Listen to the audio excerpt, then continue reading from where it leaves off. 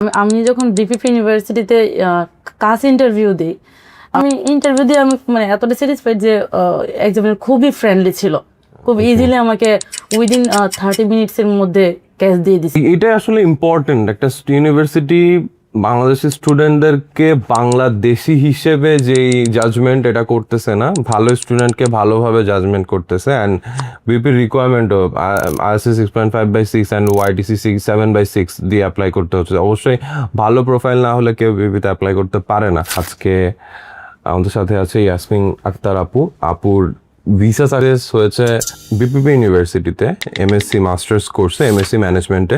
Congratulations আপুর BPP university choose করার রিজনটা কি? আমি বিপিপি চুজ করছি কারণ হচ্ছে বিপিপি ইউনিভার্সিটির ভিসা রেশিও তুলনামূলক অনেক ভালো অন্য ইউনিভার্সিটি থেকে। মানে বিপিপি অনেক প্র্যাকটিক্যাল ভাবে কোর্স প্রোভাইড করে। ইউকেভি ইন্টারভিউ কি হয়েছে? হ্যাঁ, আমার ইউকেভি ইন্টারভিউ হয়েছে। ইউকেভি ইন্টারভিউ এক্সপেরিয়েন্স কেমন ছিল আপনার? যদিও আমি অনেক ভয় পাইছি, বাট আলহামদুলিল্লাহ আমার ইন্টারভিউ এক্সপিরিয়েন্স খুবই ভালো ছিল।